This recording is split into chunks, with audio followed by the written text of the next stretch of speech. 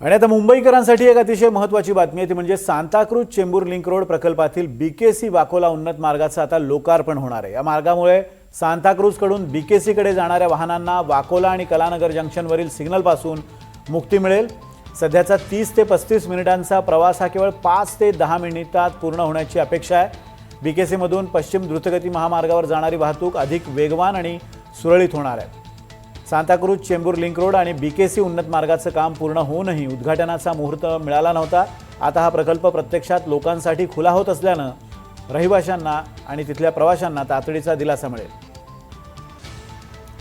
या सगळ्या रस्त्याचा आमचे प्रतिनिधी ऋतिक गणकवार यांनी आढावा घेतला, आपण पाहूयात।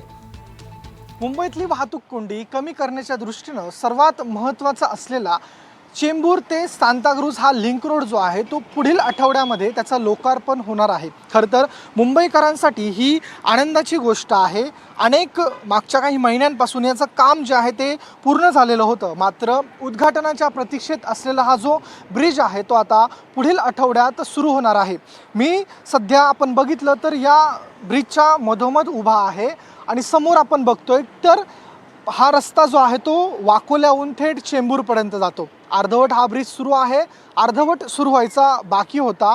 वाकोला ते बीकेसीचा हा जो टप्पा आहे तो बंद होता, मात्र आपण बघतोय की आता त्याचंच लोकार्पण पुढील आठवड्यामध्ये होण्याची शक्यता आहे। मात्र आपण बघतोय की ब्रिज जो आहे तो पूर्णपणे तयार झालेला आहे। ब्रिजच नव्हे तर आतमध्ये डिवायडरच्या आतमध्ये जे झाडा फुलांची जी सजावट असते ती देखील सुरू आहे। खरं तर हा ब्रिज सुरू झाल्यानंतर मोठी जो आपण बघितलं तर मोठा दिलासा मुंबईकरांना भेटणार आहे, कारण की पूर्व द्रुतगती मार्गावरून पश्चिम द्रुतगती मार्गावर जाण्यासाठी जवळपास 5.4 किलोमीटर लांबीचा हा SCLRचा हा जो वापर आहे तो होत असतो। एकंदरीत आपण बघितलं तर याचमध्ये सांताक्रूज पूर्व येथील पश्चिम द्रुतगती मार्गाजवळून तर डॉक्टर हंस बुगरा जंक्शन येथे या मार्गाची सुरुवात होतं। त्यानंतर मुंबई विद्यापीठाच्या कलिना सांता संकुलाजवळून हा मार्ग जातो व मध्ये आपण बघितलं तर मिठी नदी हा जो ब्रिज आहे ते ओलांडताना पुढे जाऊन लाल बहादूर शास्त्री मार्गाला हा जो ब्रिज आहे